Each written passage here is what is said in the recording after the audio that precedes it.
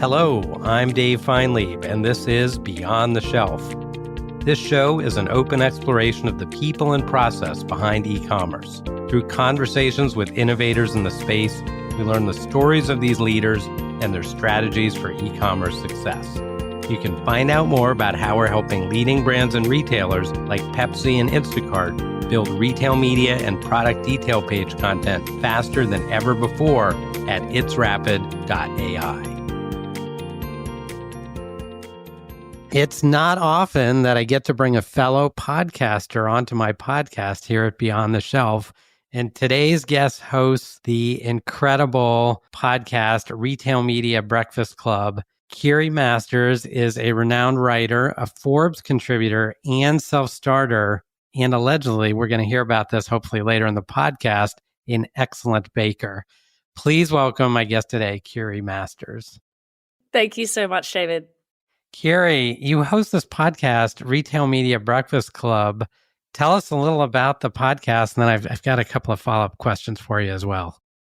Yeah, so Retail Media Breakfast Club is a daily podcast that comes out every weekday at 6 a.m., just in time for your morning coffee or your dog walk or whatever your morning routine is. And so it's 10 minutes of retail media trends and insights for people in the industry, whether you're on the brand side, on the solution provider side, and just giving you a little bit of a dose of what's going on in retail media when you start your day. Let me just say, doing a daily podcast is incredible. It's impressive. Tell us how you're able to put this together on a daily basis. There's so much happening in the spaces. Every day there's like a new report, a new white paper, a new point of view, something that people are talking about on LinkedIn. So I was consuming this stuff anyway. I was going on LinkedIn, spending, half an hour kind of reading through what people were talking about. And I think if you can re-engineer that process a little bit so that it's like, well, what can I say about this, or what's interesting about this to me? Go in with that sort of creative mindset with whatever you're consuming that day, then you can kind of turn it around into a point of view and share it out. So it does take time. This is my job now. I think I do want to also say that most people out there have other jobs to do. This is my job. So that is essentially how I turn around a daily podcast, is doing the same thing that other people are doing in consuming what's going on, but then turning around and actually producing content about it. Where do you find all the energy to be able to put this together on a daily basis? I'm a huge coffee drinker. All right. So a little bit of coffee, a great host, sounds like a perfect formula. Tell us about retail media for those aren't in the thick of it. How do you define it, or how do you describe retail media today? Oh, it's such a good question, because the definition is still super fuzzy. I actually just put a poll out on LinkedIn because I was reading a report from the IAB about the IAB's outlook for 2025. And it was very innocuous, this poll about like, where is your, for brands and advertisers, where is your budget going to be spent in 2025? And it was, connected TV, search, social, all the usual suspects, linear TV. And then there was a separate question that highlighted retail media as a big growth area. And I was like, isn't retail media also search and connected TV and display? So then I put this poll out there and asking people, is retail media a subset of all of these things? Or is search, connected TV, display a subset of retail media? And we can't agree on that.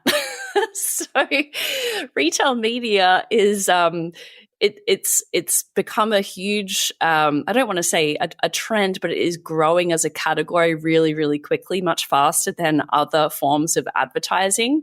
There's a lot of interest in it, but essentially it is any type of ad space that a retailer will sell, and that can be on-site on their own website or app. It can be off-site in collaboration with a third-party publisher, and it can be through those publishers also now include connected TV streamers like Roku and Hulu.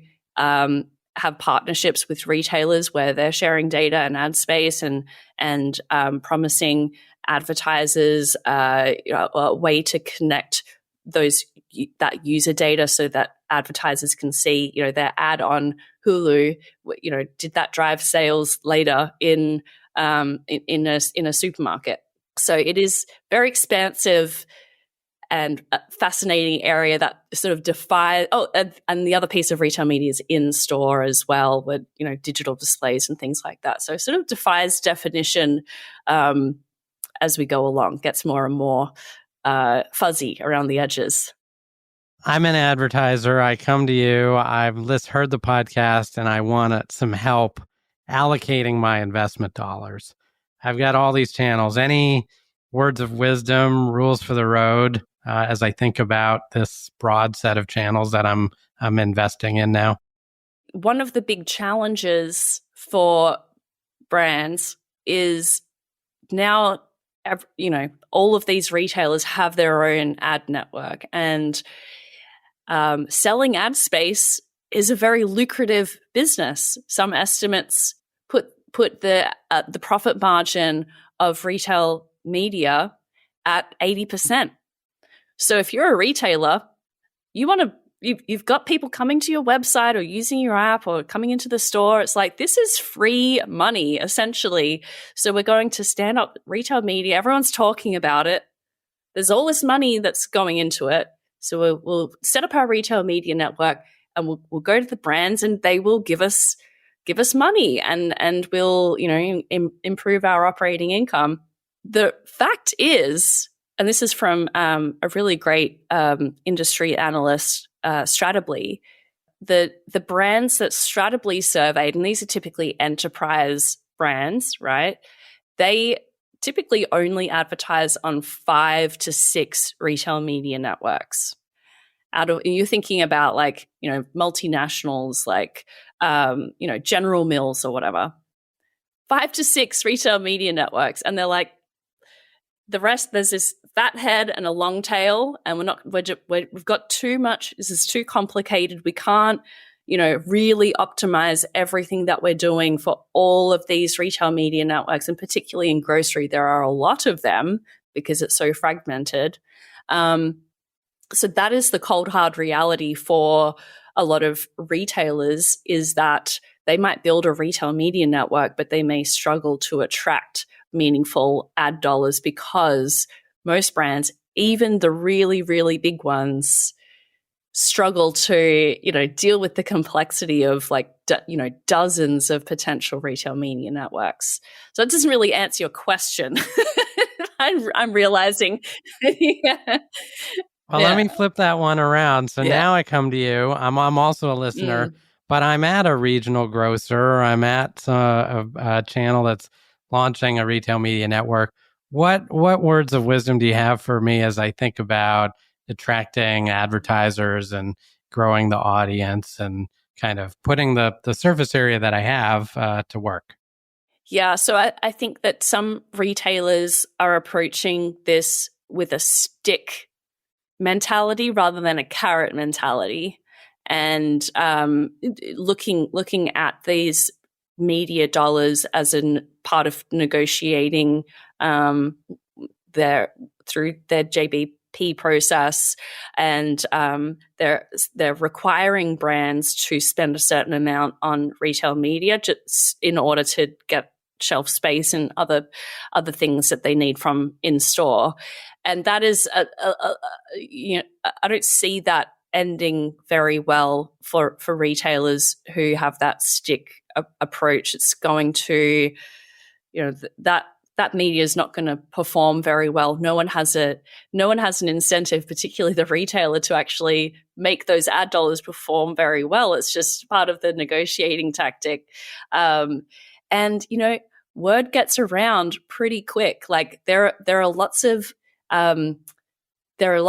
benchmarks out there and surveys, and people within retail media all talk to each other about which ad channels are performing really well and which ones you want to miss.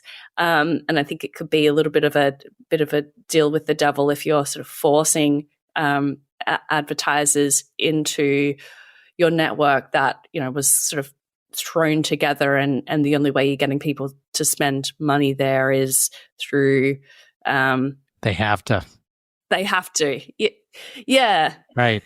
So it sounds like really the guidance is make sure you're building something that really has value for these advertisers.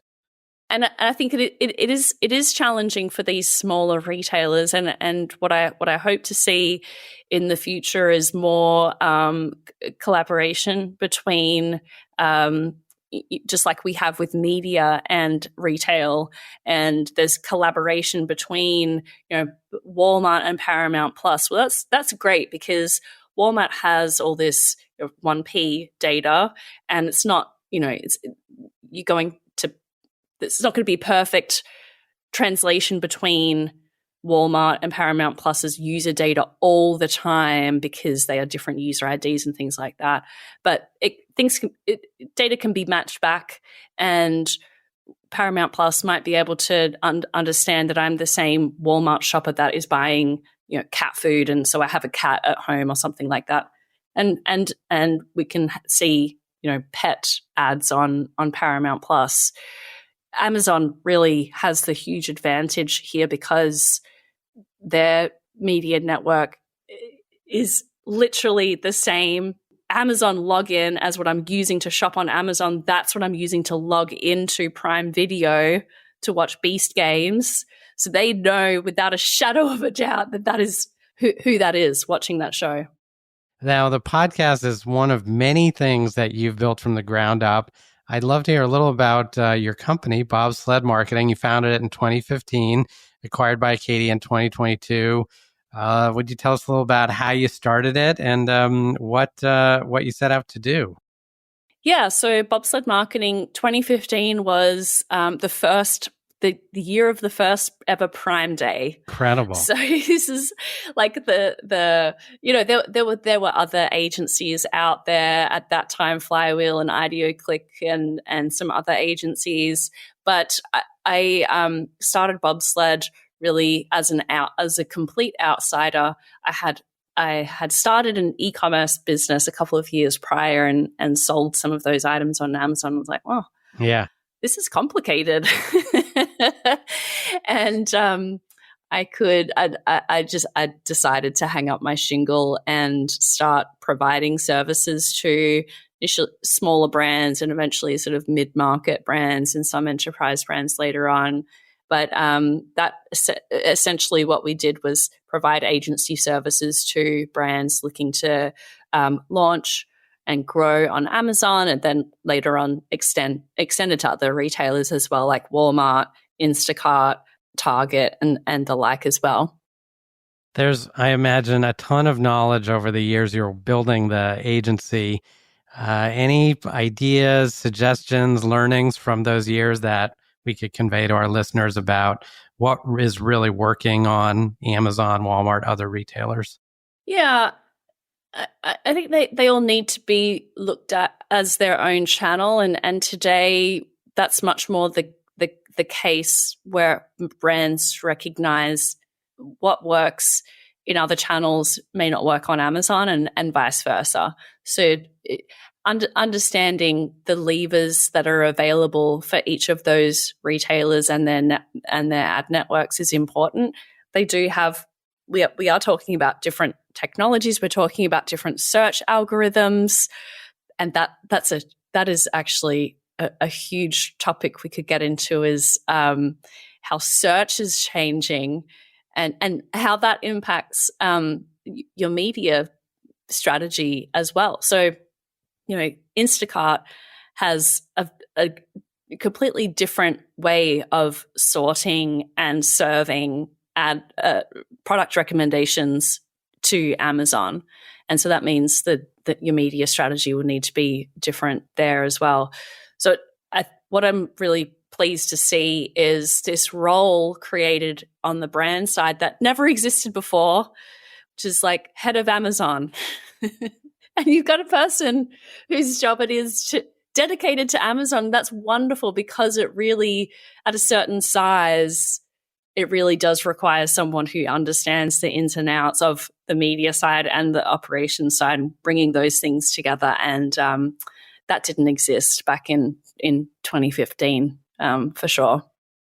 Now, I feel like we could do a whole podcast, as you said, just on search, but will you take a moment and just talk to us a little about, expand on what are some of the differences between the retailers, and what does that mean in terms of putting content together, or thinking about these algorithms on these different sites? Yeah, well, maybe we could kind of skip forward a little bit and talk about the huge step change that we're about to see, which is what Amazon's doing with Rufus, its AI shopping assistant. And really, if you want to learn more about this, I did a podcast episode. There is a patent that a group of researchers found, or researchers and people in the industry, they found the Amazon patent and broke it down in a guide. I wasn't associated with it, but it's incredible. And it goes super, super deep on all of the inputs into the Rufus algorithm. And it is different to what we have seen with search, the structure of search, keyword-driven search.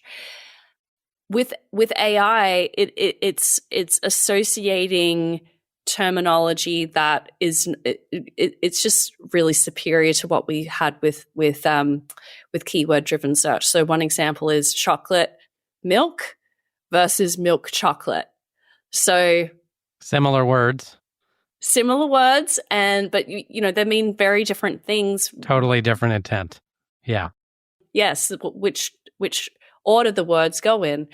And so AI using natural language processing and all these aspects of the technology will understand that, just like it's so easy to understand that, whereas a keyword-driven search wouldn't understand that. So that's the direction that we're going in. I think that there is, tech on the technology side, it's better understood now more than ever for retailers that search experience matters, both from an organic search standpoint. If I'm searching for milk chocolate, I don't want to be shown chocolate milk. That's irrelevant. It's frustrating for me as a customer. You're going to get less throughput if you don't have a good search experience. And then as it pertains to advertising as well, advertisers don't have as good a return because the results aren't personalized and they aren't relevant. They're not going to spend as much on ads either. So you've got this, the agency, you built it, you've learned about all these different networks. Take a moment. How did the acquisition come to be? And then I've got some other questions I want to ask you about Beast Games, because topic of the moment. Oh, that's a fun one.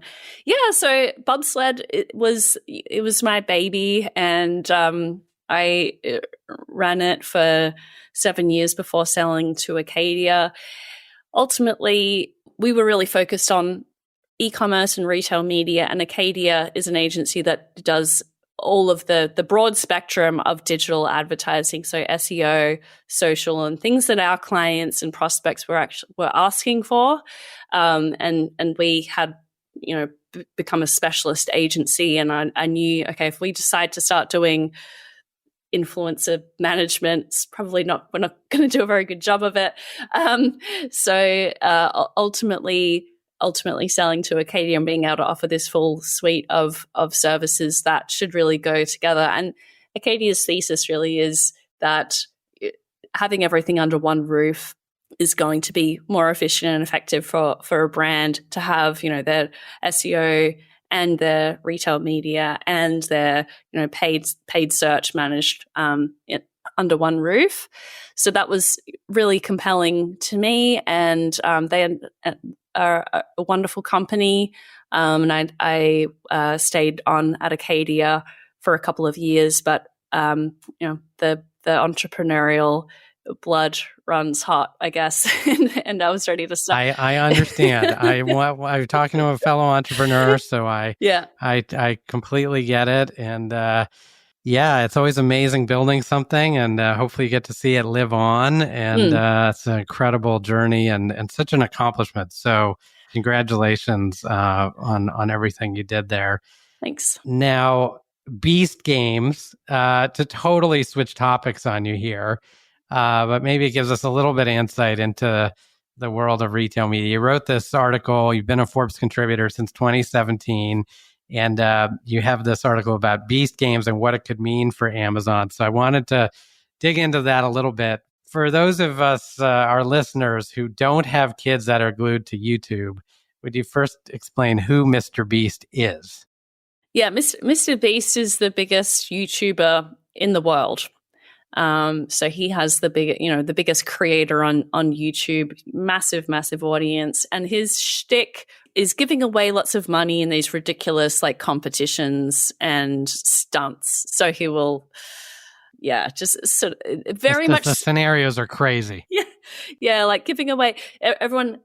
One of his popular ones is there's a big circle drawn on the ground, bunch of people in the circle. Whoever stays in the circle the longest wins a Lamborghini or something like that. And so you have people sort of wait.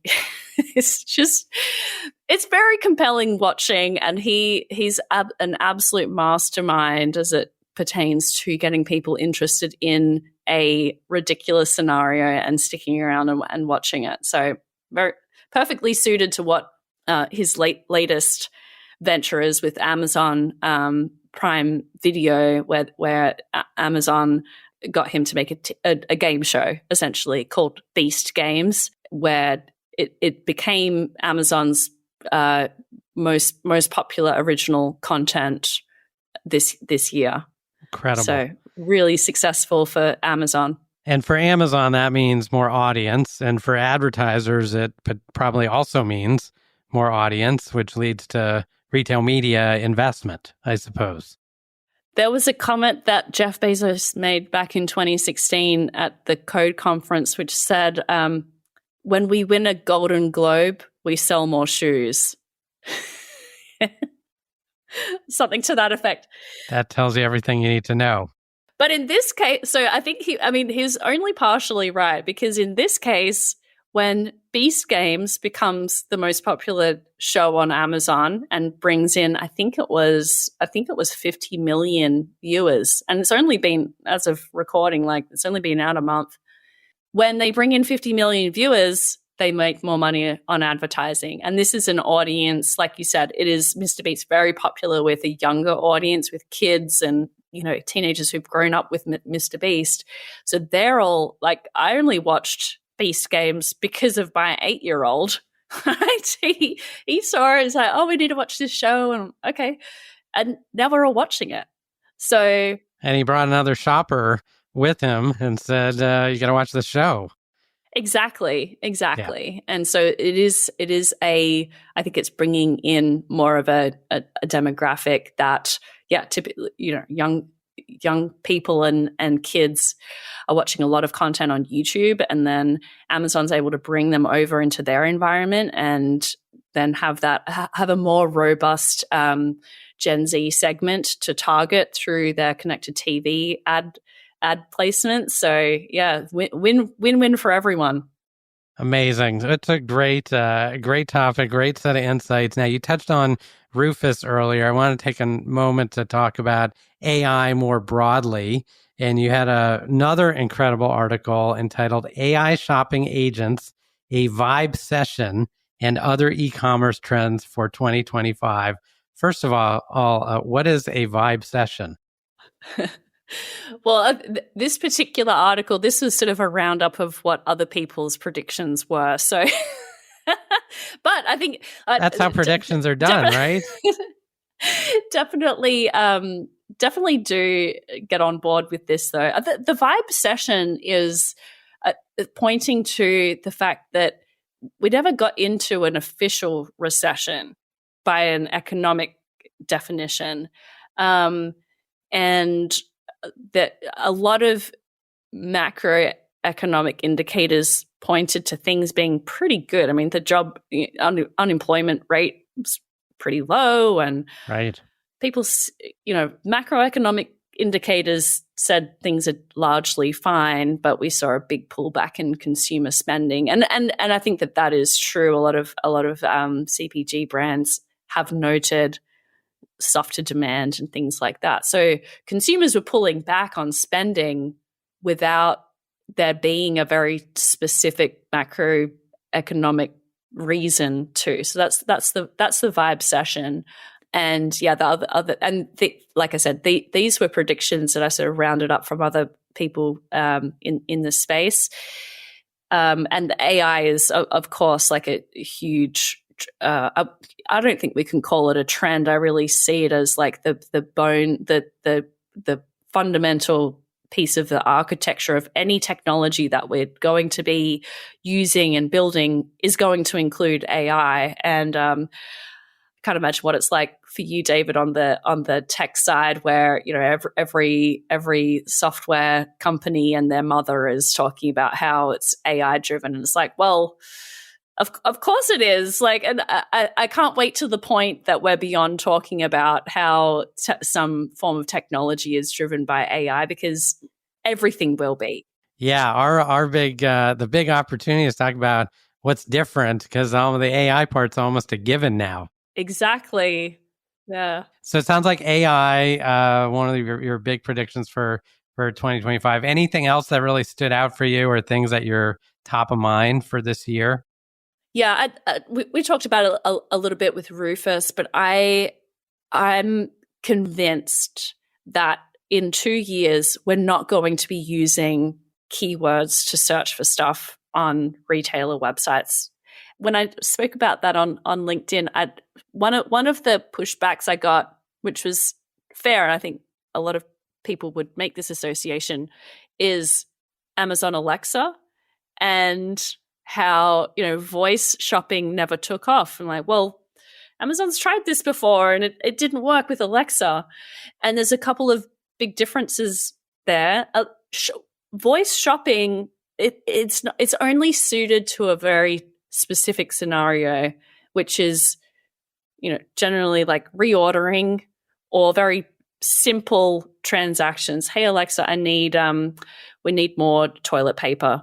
Just order what I previously bought, or tell me what is there something on special now. Simple things, reordering. I'm not researching. I'm not looking at all the content reviews and all that other information. Yes, exactly. There's no and when we think about lots of other categories, apparel, electronics, we want to we want to see the item. We want to do a bit more research. So that is where voice shopping ended, was really very simple transactions. And then as we experienced, the voice technology just never got that good. Like it was about as good as when it launched. And Siri is, I think that the new sort of AI that they're developing now is going to make its way into to voice, and voice is going to get a heck of a lot better. But what we're seeing with Rufus and the way that they've built the personalization and the way that results are delivered, it's so intuitive, and it can be personalized, and it is a conversation of what I'm looking for, what question I have. And ultimately, I think it will make its way into Alexa, which will be very cool. But I really think that this is where search is going. Could I ask you what you think of that? The big challenge when you're creating automation and software products is the tasks that you think are going to be really hard to solve, because you take every workflow and you break it into these pieces, and you try and solve each part of the workflow. And what AI does is it takes certain pieces of work, whether that's optimization or maybe some research, and all of a sudden you can do that with a prompt. And so that gives you incredible scale. Now you can focus on, let's say for a large enterprise customer, the overall experience. How are you going to use this? How am I going to deploy it? How am I going to scale it? What's the history of it? Do I have review capabilities? All of these. So that I think is the big unlock for AI, at least for our It's Rapid customers. When it comes to search, I've got family, I'm shopping, I go to Amazon, Walmart, Costco. I'm always looking for the best deal. I've got deliveries coming. When the search becomes a better experience for me and it's just more natural, that means one, I'm a happier shopper. Two, of course, I'm going to buy more because the easier the experience is, kind of the high ground for me, I always come back to is how's the experience? And if it's great, I'm naturally going to go to that platform and do more shopping there, even if occasionally maybe it isn't quite the lowest price, but it was just so intuitive to be able to make that purchase. I didn't have to really think about all these things that would go into it. That's the big unlock for me as a shopper. Now, I do want to take a little detour. We were doing some research. We looked at your podcasts, of course, your articles, but we also took a look at Instagram and saw some pretty incredible holiday cookies. Tell us the story there. Yeah, so my favorite holiday cookie is called, probably will get the pronunciation wrong, Pfeffernusse, which is a German cookie. Have you tried it before? I have not tried it, and I'll check on the pronunciation. It sounds perfect. Yeah, let's just get an AI, Right. like correction in there. But it's a German spice cookie, and it has all different types of spices in it: clove, cardamom, and they're just so addictive. And my mother-in-law is half German; she made them for me last year, and I just inhaled the whole jar. So I had to make my own this year. But I do love cooking. I think it's my like wind down time. I put my headphones on, I listen to a podcast, and I'm like just zone out. I do really enjoy cooking, and my husband does all the cleaning up. So we've got like this perfect relationship with in the kitchen. That's the way to do it. Yeah, I have that same job. Now, when it comes to either e-commerce or career advice, any kind of words of wisdom or advice you have for our listeners who are, looking to advance or grow in their e-com and professional careers? Yeah, I think that the commonality that I hear from people and appreciate is the ability to tell a story with the data. And this actually, I just did a podcast episode with like a panel talking about what skill do you wish that you developed early in your career. And the common thread really was, you might be a data person. You have to be in e-commerce. You have to be a data person and understand the math and how things flow through and all of that. But you also need to be able to tell a story internally to be able to get things over the line. And I think in e-commerce, we're still at a point where people in that role need to do a lot of education, a lot of advocacy, and a lot of selling internally that this is why this works and why it's worth investing in, and being able to tell the story from your data is the only way that you'll be able to get what you need within your organization. Kiri, I don't know how you do the podcast daily, write the articles, and have so many great insights, but thank you so much for being here on the show with me today. It's been a real pleasure. It's been a pleasure. Thank you so much for having me. Check out Kiri's podcast, Retail Media Breakfast Club, and make sure to keep up with her thoughts on retail media and the ever-changing world of e-commerce. We'll include a link in the show notes. Kiri, thanks again for joining me today. Thank you, David.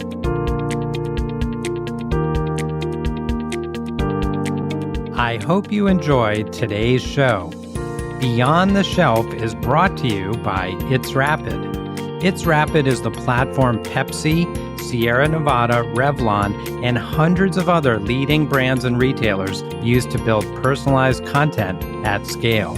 Whether that's images, videos, or product descriptions for their product detail pages, shoppable videos or banners for their digital ad campaigns, or sell sheets for sales enablement, brands that use It's Rapid are able to produce high-quality, on-brand content on average more than 80% faster than category competitors. To find out more, please visit itsrapid.ai. Thanks for listening, and we'll see you next time on Beyond the Shelf.